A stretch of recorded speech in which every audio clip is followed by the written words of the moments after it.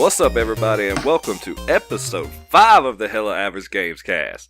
I'm your co-host, Cam, and alongside with me today, we have Jeremy again. Jeremy, what's going on, buddy? Back by popular demand.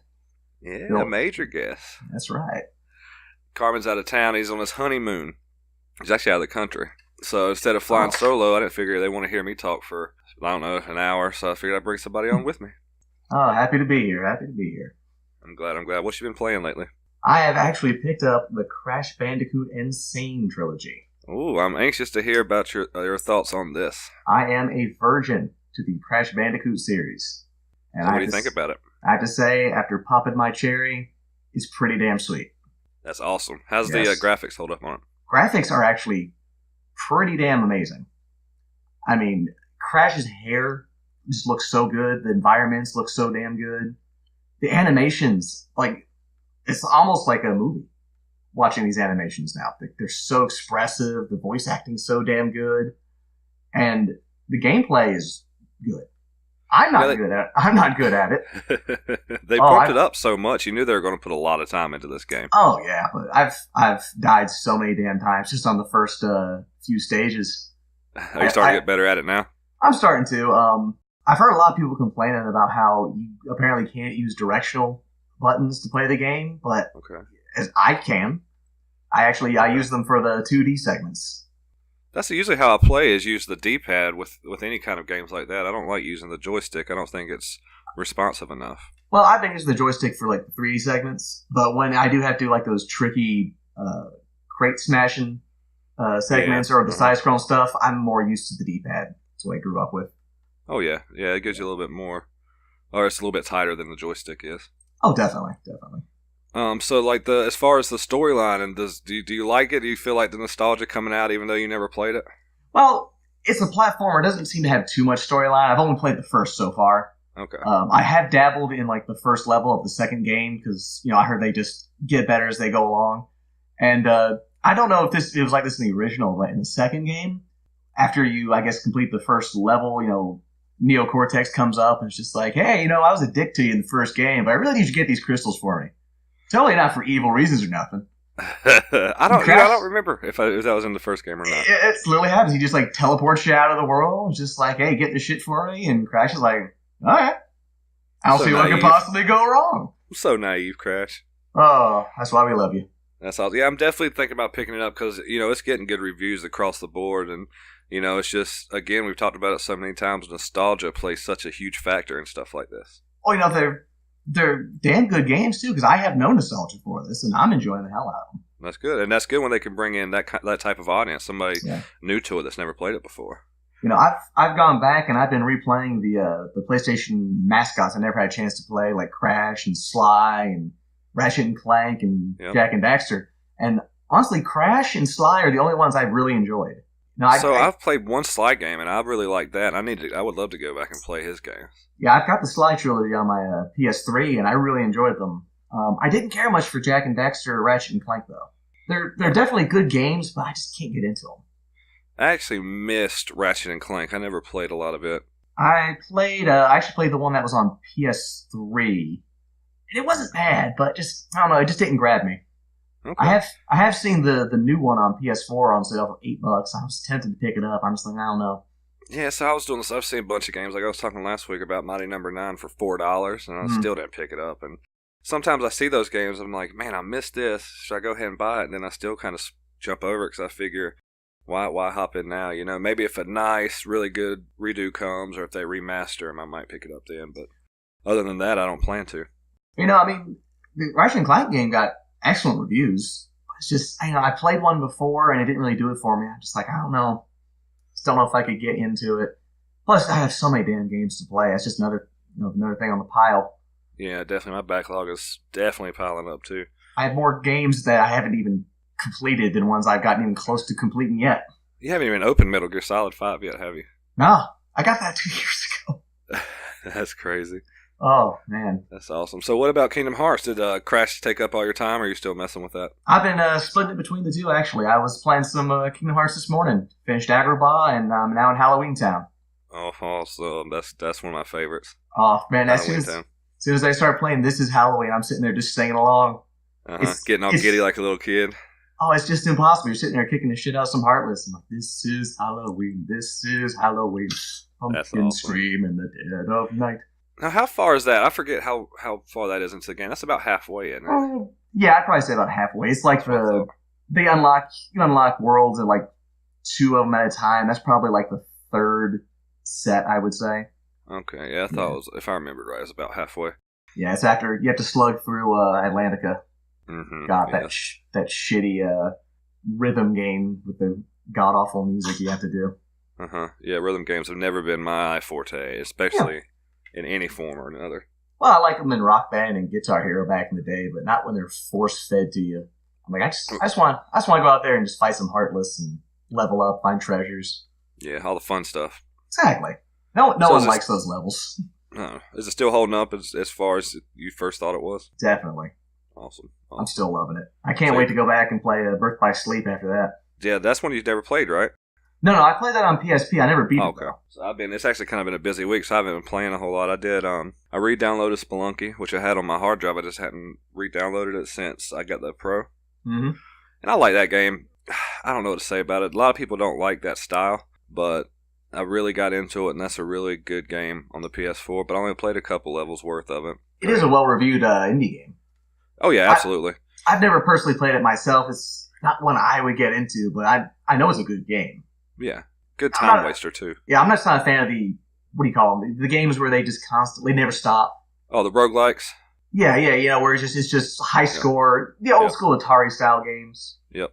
There's definitely a market for them, but I just grew up in the age where just like I want to rescue the princess or get the Triforce. I want an ending to it. I know. Yeah, the first game that I started like that was Rogue Legacy. Yeah. I got it on the PS4, and I love that. That's what kind of got me hooked on those kind of games. And I haven't played a whole lot. It's just been Rogue Legacy and Spelunky, but I played some of that, and then I'm really anxious to get Until Dawn this month. Oh, it's a good game. They dropped the PlayStation Plus games probably like 2 days after we did last week's podcast. Oh, did you download them yet? No, I haven't got them. I'm going to download them right now because I got some errands to run later. I was about to say, get to it. But Until Dawn and then the Telltale Game of Thrones series. You already have that, though, don't you? I do have that, and I've beat it, but, go back and play it now. I'm really excited about Until Dawn. I think you'll really enjoy that. It's got that Telltale style where it is more or less an interactive movie, but there's actually more gameplay involved. There's segments... so you're not sitting there a lot? Just no. Okay. No, you have to... It's a lot of quick time events. You have to, dodge this, move here, don't move the controller. A lot of your decisions really carry on. I mean, I had someone die because I got into an argument early on in the game. Really? Yeah, it fucked me over.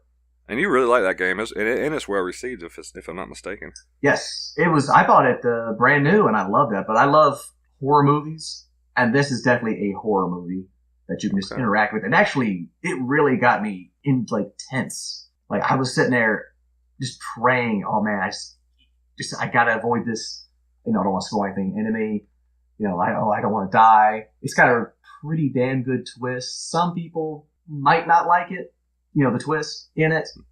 I thought it was pretty damn good. It's definitely got a lot of replayability, though. Awesome. I like that. Yeah, you're probably going to have a few of your teenagers die the first time through, and it's nice to go back and experiment and see who you can get to live. 'Cause you can get every single person to live or every single person to die, depending on what you do. Yeah, and I get pretty confrontational in games like that when I can make a decision. Because it's like, in real life, I might not do this, but in this video game, if you piss me off, I'm gonna kill you. You're done for. Or whatever it might be. Oh, there was one chick in there. I think everyone who played the game knows who I'm talking about. You just wanted her to die. Oh, yeah? Just fuck her. Do you get a chance to kill her off? You actually do. Don't spoil it for me. Don't tell me any more about it. Well, I said everyone has a chance to die, and I actually made a separate save file just so I could watch her die. Oh, is that bad, huh? Oh, yeah. Okay, so yeah, I'm really excited. I'll have that downloaded, and I'm actually going to have some time to play it tonight and tomorrow, so I'm really excited about that. It's a fairly long game. I think my first playthrough was probably 8 or 10 hours. Really? Yeah, it's got a good bit, especially if you make it all the way through. Okay, that sounds like I like that, especially for when they offer a free game like that for the Plus, that's a good, hearty game. They don't do that a whole lot. PS4 has been killing it this month. Their offers were much better than Xbox's, I feel. Yeah, and we're gonna go talk about it. Besides Until Dawn and then the Game of Thrones, you can get on the PS4 and PS Vita. You can get Don't Die, Mr. Robot, because that's a cross-buy title, and then Elemental. And I'm really not sure about either one of those games. You might know a little bit more than I do because they're Vita titles. Well, I've got my Vita, but I don't buy a lot of indie titles for it. Okay. I mean, I haven't bought a Vita game in like 2 years, I think. Oh, okay. Unless you want to count the Shovel Knight expansion, Spectre Knight, which I was just a cross-platform. Yeah. That was fun as hell. Okay. Yeah, so that's yours just there, and then on the PS3 you get Dark Stalkers Resurrection, which I have no idea what that is. It's a Dark Stalkers fighting game. Yeah, that's Capcom makes it. Good game. Cool. Good game. I feel like Street Fighter. Yeah, Capcom's usually good at their fighters. Oh yeah. Tokyo Jungle's the next one. If I remember that one correctly, I think that was one where like it's set in the future and all humanity is destroyed, and you just play as a bunch of random animals wandering around Tokyo. That really sounds weird and niche. But I haven't turned on my PS3 in forever, so. Yeah. I mean, I don't even have mine anymore. I'm kind of one of those that when I get the new console, I do tend to kind of get rid of my old ones. I kept my PS3 for a little while and then realized that it really was a paperweight, and I kind of got rid of it, I still got mine. I got all my games for it. Yeah, but you've got all your games from what the NES on, don't you? Yeah. So there's no surprise there. The only one I ever got rid of was my PS1 because my PS2 is backwards compatible. There's no need to keep it. Yeah, it'd be cool just to have, though. That's true. I do kind of wish I kept it just for nostalgia. I wonder how expensive they are on eBay now. I'm sure they're not at all. Okay. I didn't know if it was in demand at all. Nah, probably not. If anyone's buying it, it's just for nostalgia. You can play PS1 games on PS2, so. On the Xbox side, all month long you get Grow Up, which is the follow-up to Grow Home, the Ubisoft title, I believe. Yeah. I never played it. I have it on my PlayStation. Two of my really good friends played it. I watched them play it a lot. It looked okay. I heard it was mixed to average reviews. It was, apparently they liked the concept, but the controls were really wonky. But I think they were intentionally wonky. Like one of those, like kind of like Octodad, where every button controls a separate limb, and you have to flail around like an idiot. Kinda, because you had to grow your plant or your stalk or whatever it is, your tree trunk, and you kind of move it with, I think, the right stick or one of the sticks, and that kind of makes it, curl whatever way you're making it go, and looks fun. I'm probably not even interested in it anymore, so I'm not going to mess with it. As a matter of fact, Run Both, the other game, it's a multiplayer platformer, and it was a Wii U exclusive at first, and it got really good reviews, but I'm not interested in that at all. I don't think I've heard of that one. Yeah, it was just it started out as a Wii U exclusive. Back in 2015, and then it got over to the Xbox, so they're giving it away free this month. I guess that's why no one's ever heard of it. It was on the Wii U. Yeah, that's it. And then you get IO Interactive's Kane and Lynch 2, Dog Days, which I like IO. They're pretty good. Yeah, but I've heard that game just sucks. I mean, if you're not a Kane and Lynch fan, isn't it kind of a niche game anyway? I mean, it is free, so you really can't go wrong. Worth a download and play just for shits and giggles. And then Lego Pirates of the Caribbean. If you're a Lego fan, I've heard they have good games. Yeah, the Lego games I've heard are pretty good across the board, so you can't really go wrong with that. No, I mean, that's one I probably would download if I had an Xbox. I definitely wouldn't pay for it. I don't dislike Lego, but I'm not a fan. I do love Pirates of the Caribbean. But. Yeah, well, I do too. I've got my Xbox sitting right here, and I haven't had gold in like 4 months now. I'm just finding the reason, and that reason's going to be Cuphead. To get my games with gold back up. Give them my $50 or $60 and just get it. That is one where Microsoft finally has a good new IP. And if it holds up the way that they're hyping it up, man, that's going to be a good game. I mean, I think even if it gets mediocre reviews, it's almost worth it just for the art style alone. Yeah, but I hope it's not another Mighty Number 9 situation. I don't think it will be. Mostly because Mighty Number 9, I think, was a product of hubris, and they had all this money, all this time, and all this, I guess, reputation, and they're just like, yeah, we can do whatever the fuck we want. I'm Keiji Inafune, bitch. I made Mega Man. Yeah. I know what I'm doing. I can't go wrong. This is from a relatively unknown developer, I believe Cuphead is, isn't it? Yeah, I'm actually not sure off the top of my head who does it, but it's just this art style, as far as I know, has never been done before. And that's another difference, too, is this art style looks beautiful versus Mighty Number 9 with its PS2 era graphics and crappy voice acting. Even if the gameplay is just mediocre, the visual style alone beats the shit out of Mighty Number 9. So the developers it's Studio MDHR Entertainment. It's basically just two brothers. This could, hey, for all we know, this could be another Braid. Or, dare I say it, another Shovel Knight. Ooh, that would be something. That would be something. But it's staying on Xbox. They've confirmed it's not leaving Xbox. It's an exclusive. Yep. So. Yep, for Xbox and PC.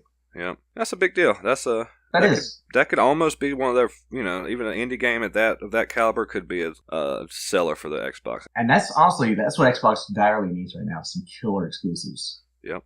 Yeah, they just don't have they can't seem to get the upper hand when they're fighting against Nintendo, who's the first party king, and then Sony, who just has been killing it with their exclusives. They have just been mopping the floor with exclusives this year. Yeah. So, that's what Microsoft needs to work on, is getting these exclusives on their consoles. I dare even make a controversial statement and say Sony is now the king of exclusives, in my opinion.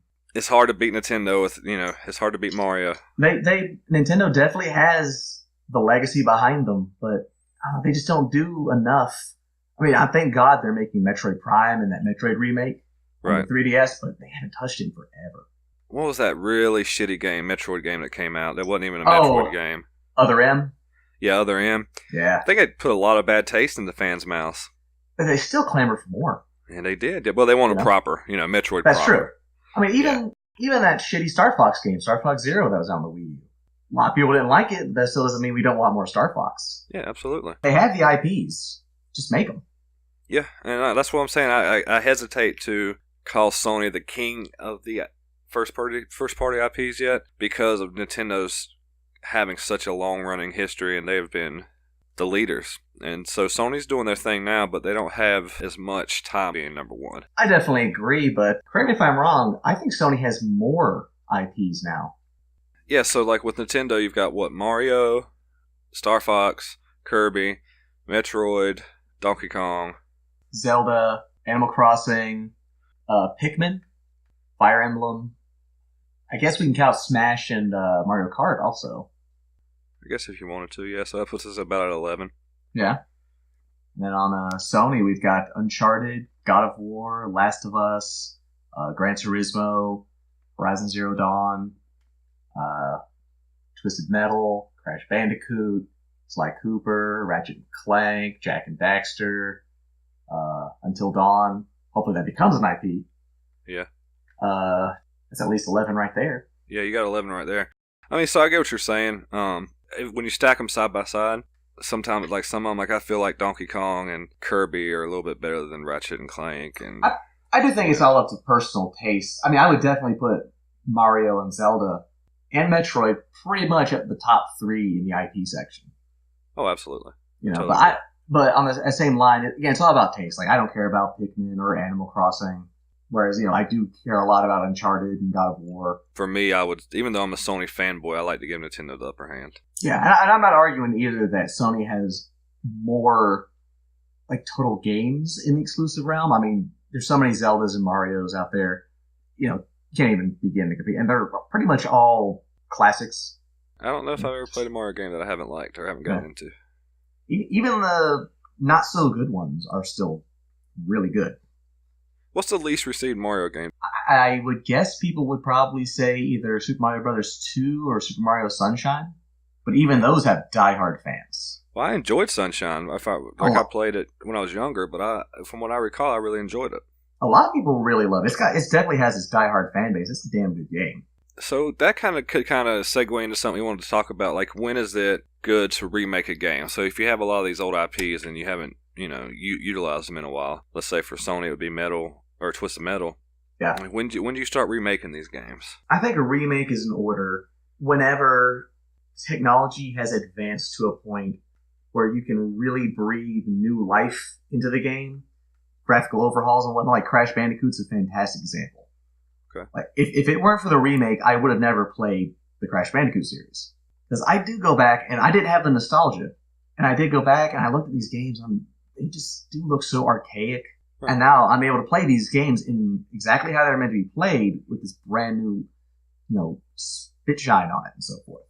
Absolutely. And that's why I'm so excited for the Final Fantasy VII remake, because I love Final Fantasy VII. Even I can go back and look at it and go, man, these graphics are really just pushing it. When you're bringing a remake back to the public, I think it needs to be done not only remind the original audience, you want to keep that original audience, give them something they want, but you also want to bring in a new audience, maybe a younger generation. Absolutely. If you do a remake and you don't, if you don't fit that criteria, then to me, it's not worth it. You don't need to be doing a remake every month just for the sake of, I can get a little bit of money if I redo this game. Yeah, and I want to clarify too. When we say remake, we mean remade from the ground up. We're not talking about full overhaul. Yeah, exactly. Not an HD remaster like the Kingdom Hearts collection or the Uncharted collection, where it's just upscale and the graphic fidelity and so forth. We mean this thing was rebuilt from the code to be made for the current gen system. Absolutely. And Final Fantasy VII is a great game to do that with. Let's take that, for example. For many, many people, Final Fantasy VII was the quintessential Final Fantasy game. It was the game that made me buy a PlayStation. Right. And now they're bringing it back in a full... It's going to be a whole different game. Pretty much. From what I've heard, the combat style is going to be more similar to Final Fantasy 15. Well, hopefully you can capture the old audience, the people like you, and you played it right when it came out. I played it later in life, but hopefully you can capture both audiences. Bring somebody new in, like me, who didn't play every Final Fantasy that ever came out. Exactly. So that's what we live in an age of remakes and remasters and all forms of entertainment, movies, games, music.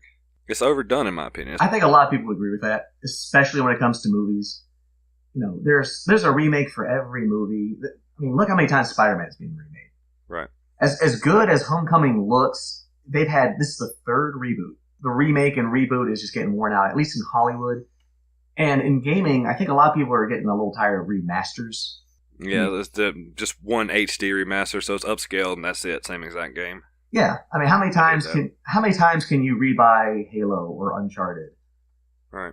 Over and over again. Like I said, if they took the original Halo and remade it completely for the Xbox One, I think that would be pretty cool.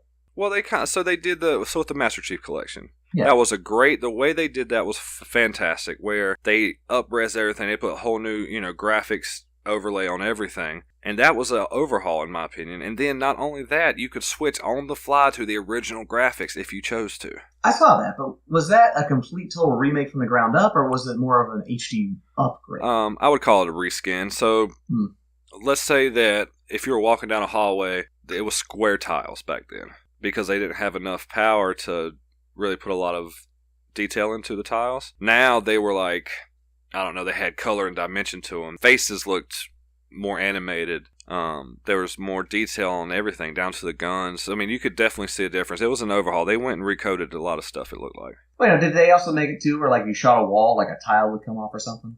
I don't remember that much of a detail to it. See, that's something they could have done if it was a complete remake. Yeah, I agree. I think, but this is very close to what I would consider a remake. That's one of those borderline ones on my issue. Yeah, I mean, it's close enough. You could say it's a remake or an HD upscale, but I think they could have gone further. With these remakes and these HDs, there's a place for them. Just don't flood the market with it. I agree, and not every game deserves an HD remake. Absolutely not.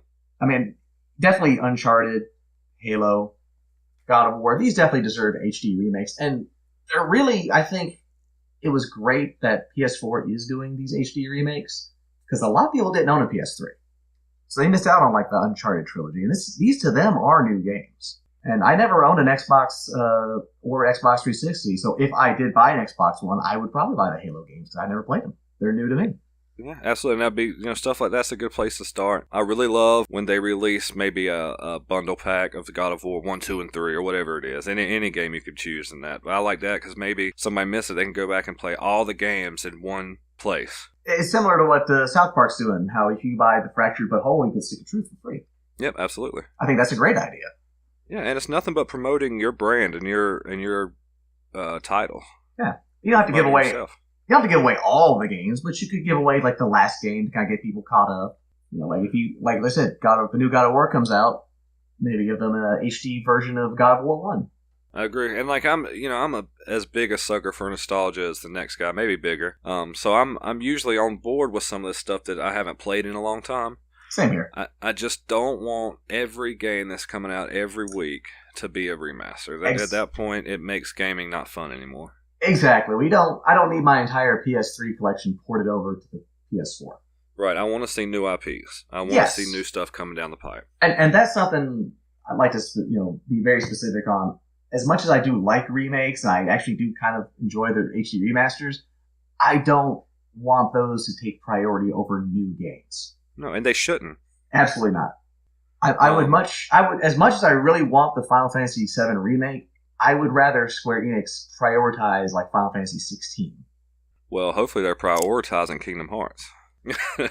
Yeah, we need Kingdom Hearts 3. I'm glad you re-released every incarnation of Kingdom Hearts ever made on PS4, but god damn it, give us 3 already. We're ready. We're ready. Everybody's ready. We've been waiting for it. We are the Reggie Fils-Aimés of the fandom. Our bodies are ready. Yes.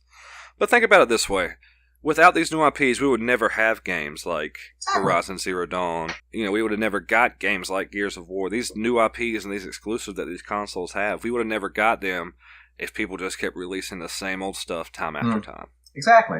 In fact, I think the first instance of an HD remake or HD upgrade in video game history, if I remember correctly, was the Super Mario All-Stars collection on the Super Nintendo, which re-released the first 3 Mario games, but they gave them Super Nintendo-style graphics. That would not surprise me that Nintendo did it first. Yeah, and they were damn good. I mean, quite frankly. What was the bit upgrade? Did Nintendo go from 16 to 32 on the SNES? Or was it 32, 64? No. They went from Nintendo was 8-bit. 8, so SNES was 16? Yes. And then that was a big jump, though. That was a huge jump. I mean, games look so much better on the Super Nintendo. Yeah, and now it's like it almost feels like half steps from a PlayStation 3 or Xbox 360 to an Xbox One and PS4. That is 100% true. I remember the last time I was really excited to buy a console was the PS3. Because that jump from the PS2 to the PS3 graphics blew my mind. And the jump from the PS1 to the PS2 blew my mind. But then I remember seeing the PS3 and Xbox One, and I was just like, looks okay, I guess.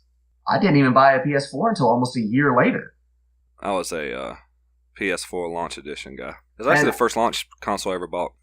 Unfortunately, the only console I ever bought at launch was the PSP and the PS Vita. Okay. Yeah, I would have loved to have gotten a PS3 at launch, but I couldn't find one. No, you couldn't find them. They were there $800, weren't they? $600. Yeah, they were ridiculous. Yeah, I had the money, but I couldn't find one. I was that big of a fanboy. I was willing to pay that much. I don't know if I'd have paid that back then, and I didn't. I waited, I think, a year. Yeah, I had a job, good paying job at the time. So I was in college at the time, I think. When did the PlayStation 3 come out? 2006, 2007. If it was 7, I was out of school and I'm going to college, so I was broke, absolutely broke. PS2, not only was it hard to find one, but I didn't have money. So with PS2, I just had to hope my parents were buying me one. I remember the day I got my PS2. I was at work and it was payday. And I cashed my check and counted my money. I was like, I have exactly enough to get a PS2. I got a PS2 for Christmas, and I got Final Fantasy X, and then I can't even remember the name of it. It's Shinobi. Oh, yeah, I had Shinobi. Yeah. I think it was Shinobi that came, and I got that. And that was a pretty cool game, if I remember, too. That's hard as hell. It was good. Hard as balls. Like, it was terrible. When I was a kid, I didn't even know how, I was like, I'm dying all the time. So, of course, I ended up playing a whole lot of Final Fantasy and not a whole lot of Shinobi. My first PS2 game was Onimusha. Nice. Yeah, very good game. I had to choose between that and the Bouncer, which I got second. The Bouncer, I never even heard of that game. That was a beat 'em up made by Square Enix. Rather underrated, I felt. I still was glad I got Onimusha first. That was I think a much superior game. And man, it's definitely. We're talking about HD remasters and HD remakes. I'm waiting for Capcom to re-release the Onimusha series. How about Legend of Dragoon? Oh my god! Please make Legend of Dragoon 2. You couldn't take my money fast enough. Yeah, I would clamor for that. Or 2. Legend of Dragoon fully remastered or Legend of Dragoon 2. I don't care. Either one. Yeah. Yes, either one. Yeah, that was one of the fondly remembered RPGs that I played when I was younger. And at the time, I wasn't as in the know of the video game industry as I am now, so I didn't realize how much of an iconic game that was. Was it iconic? Well, maybe for me it's just nostalgia, but I thought it was an iconic game. Oh, I love that game. It's one of my top 10 PS1 games. It came out at a time when I was really getting into RPGs, and it was a lot of people compared it to Final Fantasy VII, which is obvious. I can see why, but I would even say it was better than Final Fantasy VII. I thought the combat system was much deeper. I loved transforming into a dragoon. That was cool. Yeah. Story was probably not quite as good as Final Fantasy VII in my opinion, and definitely you can't compare villains. I mean, Sephiroth, one of the most iconic villains of all video game history. Yeah, I think if you're any type of video game fan, you know who Sephiroth is. Exactly, and I don't think anyone, except for diehard Dragoon fans, could remember who the villain of Dragoon was. So, yeah, it was pretty well received. It got an average, like on Metacritic, it got a user score of 8.5. And then a 74 for the actual score. So you can tell that it was a fan favorite. Fans loved it. But man, Sony just abandoned that. They had plans to make a sequel on the PS2, and it just never came through. Hopefully somebody still has the rights to it somewhere. Well, Sony still owns the rights to it. They just gotta do something with it. Or they're just gonna sit on it for 15 years like Nintendo does with Metroid. Well, we'll see. So what else is going on? I think Sledgehammer has stated that Call of Duty World at War II will not be on the Switch. No big shocker there, I don't think. No big shocker, and I know a lot of people don't like Call of Duty, you and me included. But you can't deny that this isn't a blow to the Switch. Sure. It is a huge game. And when you talk about when Switch has been pumping third-party support, with one of the most iconic games being Call of Duty, you know, It's been consistently on top of the charts every year it comes out, you would want to have a Call of Duty game on your console. Absolutely. You know, I hope they can at least get Battlefield. Battlefield runs it's a little bit more intense than Call of Duty is. I know. They didn't give a reason as to why it wouldn't be on the Switch. You know, there's no telling. They might have to dumb it down. It might be harder to code for it with the controller layout. There's so many differences. I mean, I do think it had to do with dumbing down. They would have to dial back a lot. It wouldn't look nearly as good. It's going to sound weird saying that they have standards over there. But it could be something along those lines. You can't deny that they give a solid product. Let's say they don't usually have bad launches. They're usually pretty solid product. Yeah. So the developers don't want to dilute their product just to get into an extra console. That's not even that big of a market for third parties. You know. Well, you can't deny too. A lot of people have Switches. Sure. It's definitely popular. It's not like it wouldn't sell on the Switch. So that's why I don't think it's a money issue. I do think it's I hate to say this word, artistic issue.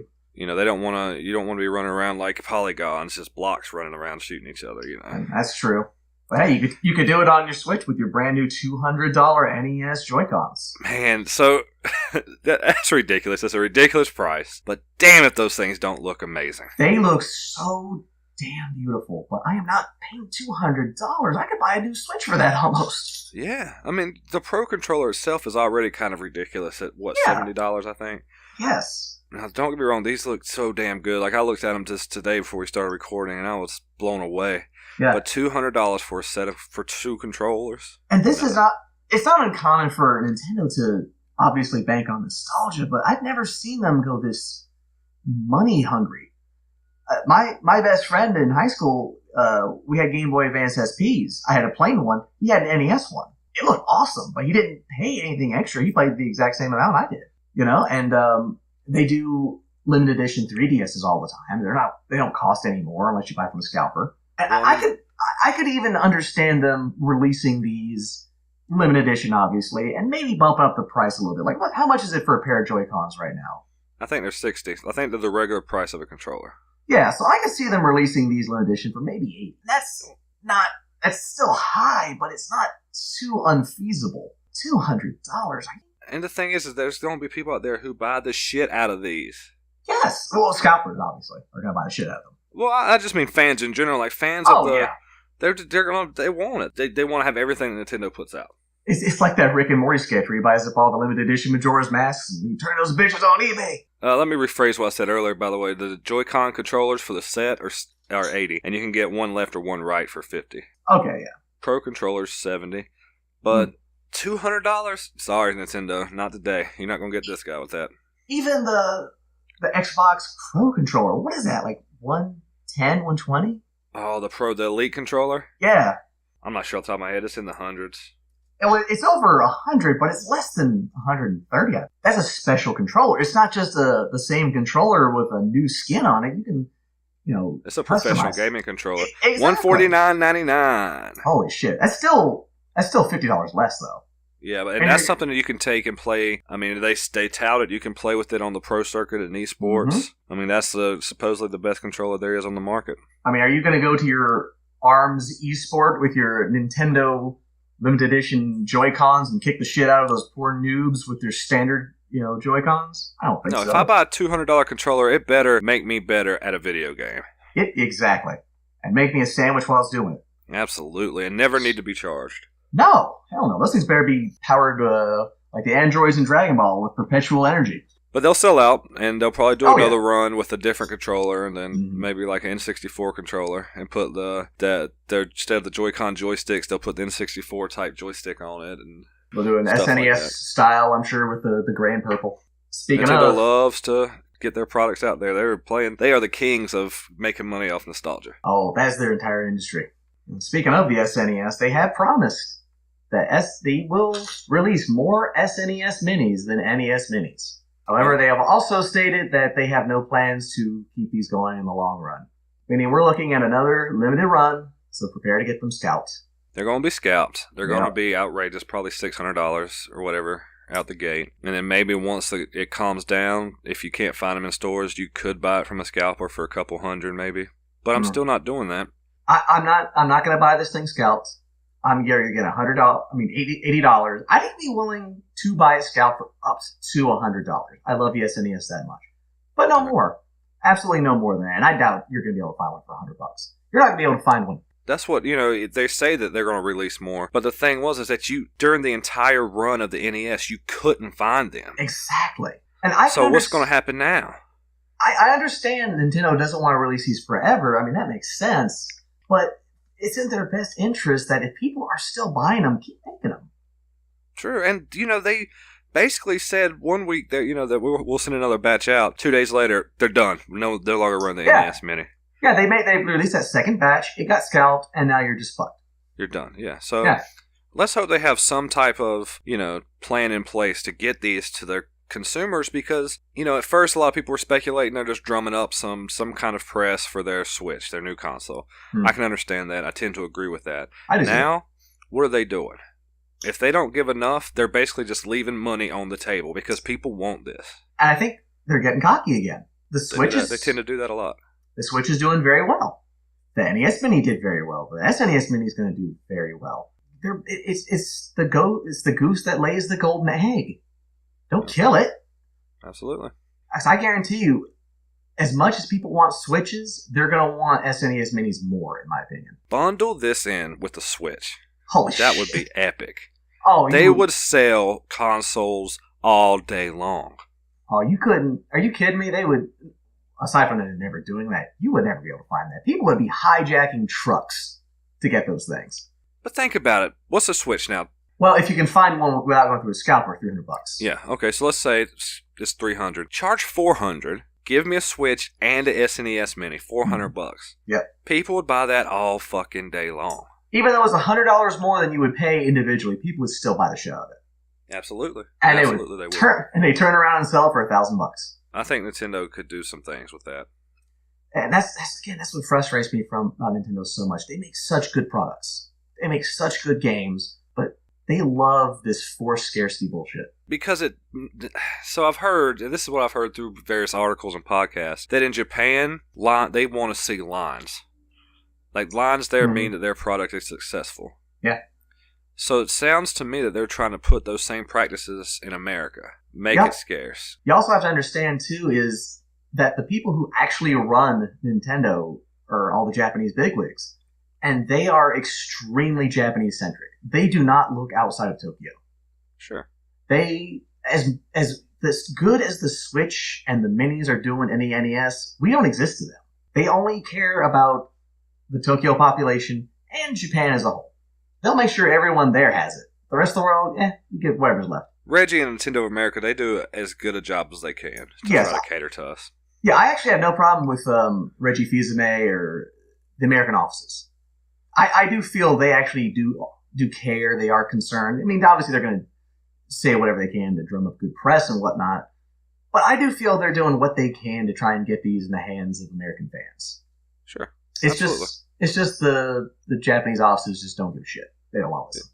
these old Japanese men who sit in a room somewhere, and they just they sound like the old bosses from animes with the super deep voice. Yeah, That's how they sound in my head. It's a kite who's sitting in his office in one piece. Yeah, absolutely. You know? But like I said, I still have plans to get the Switch, hopefully around Christmas. And I definitely have plans to get this SNES Mini. I'm going to try everything in my power to get one. I'm going to try my absolute damnedest to get me an SNES Mini. And if I'm ever out and about and I see a Switch, I would actually pick one up. I've yet to see one in stores. And what I do is if I go into Walmart or Target, I always walk to the electronics section. Yeah. And I just look, and I haven't seen one yet. I heard Target's the best place to get one.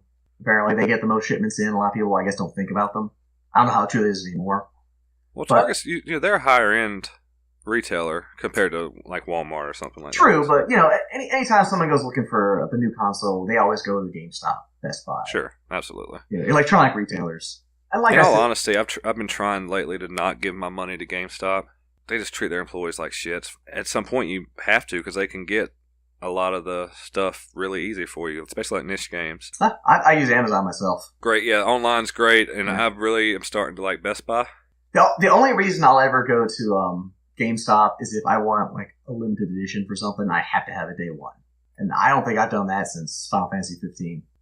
I can't tell you the last time that I had to have something like a limited edition. Yeah. Probably Destiny. Yeah, and I hardly ever buy limited editions anymore. Yeah, me neither. That's very rare. I think the only ones I bought on the PS4 were Final Fantasy 15 and Arkham Knight. That was it. Yeah, well, you were a big Arkham fan. Oh, yeah.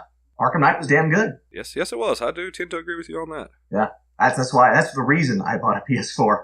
I bought it that May because they said it was coming out in October, and they got pushed back almost a year.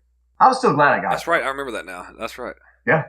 What else? Anything else going on, Jeremy? Yeah, Crash Bandicoot, we were talking about earlier. For the first time in history, it has been number one in the UK sales charts. That's cool. Like we were talking about earlier, you're getting a whole new audience there. It even beat the apparently Game of the Year, Breath of the Wild. Ooh, that's a little controversial, huh? That's quite an accomplishment. It is. It really is. For a game like that to come out as like a remaster, a remake, and take down a game like Zelda, even if it is in the UK. Yeah, that's a big accomplishment. Not shitting on Zelda, obviously. I mean, it's been out for what, 2 months now? It was only a matter of time, but that's still a pretty hefty accomplishment, especially if you consider Crash has never been at the top of the charts. Sure. I think one other factor in that is that, of course, when it came out, all its fans were kids. They could afford to buy games. Now his fans are adults with jobs, and they're like, "Fuck yeah, let's get some Crash." And those adults with jobs are getting the games, and now their kids are playing it. Yep. That's what you want with games like this. That's how you make a good remake. Yep. I mean, I think that's one of the reasons why the game industry is doing so well today. All its fans, back in the 80s and 90s were kids. They couldn't buy their own games. They had to rely on mom and dad. Now we're adults. We have our own jobs. I can afford to go out there and buy a game on a whim if I want. And especially gaming had a different view. It had a whole different air about it in the 70s and 80s. People, gamers when I was growing up were looked at as nerds, and they kept it kind of underground. And back even before consoles or video games, people were playing role-playing games like Dungeons and Dragons, and it's always been a bad stigma to it. True. But now it's one of the biggest growing media platforms there is. It is the biggest. I think outside of porn, it's the biggest media industry out there. Sure. Bigger than movies. The reason it is because it offers you something that nothing else can do. Exactly. It's immersive. It offers you something that a movie can't give you. In a movie, you're just along for the ride. In gaming, you're controlling the ride. Exactly. And so it's not like the games of old where they were seen as kiddie fare. You're a chubby Italian plumber rescuing a princess, or a little blue robot, defeating an evil mad scientist. Now they're deep, complex games like The Last of Us. And some of these games create lore and worlds that go on to spawn books and movies and get TV series. I mean, you still have your colorful kiddie platformers. Sure. But you also have your dark, brooding, mature rated titles. And you even have your summer blockbuster titles like Uncharted, which that's Indiana Jones. But you are Indiana Jones. And that's what gives gaming such a unique place in the entertainment industry. Exactly. And it's not going anywhere. If anything, it's growing, and it's going to continue to be here. Absolutely. And now it's integrated with all your other forms of entertainment. You have a Mhm. gaming console. This is also where you're going to watch your TV, Exactly. watch your movies from. So it is ingrained in society. It's not going anywhere. I mean, my PS4 is my media hub. I watch Netflix on it. I Absolutely. watch YouTube on it. I play video games on it. I can watch movies on it. It's gone from being this thing that's also hooked up to my TV to replacing my TV almost. I'm excited to be, a fan and a part of this industry because, the sky's the limit. Oh, I agree. It's a damn good time to be a gamer. And it's going to continue to be. Yes. Anything else? I don't think I have any more topics. One quick thing before we wrap it up. Sure. I went ahead and I downloaded Kid Chameleon. Oh, yeah. I played half a level and closed out the application. Is it bad? It's not. So let me preface this. I think I said it last week. I have the iPhone 5S, which is the small version of the iPhone, and I have giant hands. I cannot use that virtual controller. Just what I was scared of. Now I have not yet tried to connect a controller to it. In my humble opinion, you cannot play these games with a virtual controller. I've heard that from a lot of people saying that the virtual controls are definitely not ideal. It is terrible. I will not go back and play that game or any of the games with the virtual controller. Now, to be fair, Kid Chameleon I don't think is that good of a game. It's just a platformer, and he's going out and well, you change masks and so forth, but it's okay. If I give it a try, I would try Sonic myself. That's the thing. I don't think it can be Sonic, and what I'll do is I'll try Sonic, but I don't think it matters what the game is. Yeah. They've got that virtual controller on all the games. Yeah. It is not. It is less than ideal, and that hurts it. It really I agree. does. I mean, you're obviously cursed too with a small phone and giant hands, but even then, I don't think the virtual controls are very good. They did the right thing by putting controller support, but yes, not everybody can just sync up a controller to their phone anytime. At the same time, though, it's also good that they made this both free and subscription based. Sure, absolutely. So you're not out any money. If they continue to update it and maybe get these controllers a little bit better and the sensitivity right, this could be, and it still is a good service. Oh, free. I agree. It's based on ads. Pay me, give $2 and there's no ads. Yeah, I love the idea of this. We need better execution on a control front. And I will say, as far as the emulation, like I said, I didn't play very much, like half a level. The emulation looked fine. I mean, I didn't see any, lags in it while I played it. I mean, it's hard to fuck up a 16-bit Genesis game on a modern phone. There's no reason to have any slowdown on it. It takes up almost no space. And especially if it's coming from the direct developer themselves. Yeah, you would think they'd put enough resources into making sure that it transferred over well. Yeah. And like I said, it would be worth going back when you do get some controller support. See if that helps at all. Yeah, I'll spend some time maybe try to hook up my Xbox or PlayStation controller to it and see what happens. Yeah. But other than that, I don't really have that much left. Anything you got to say, Jeremy? No, I don't think so either. Another slow week on topics.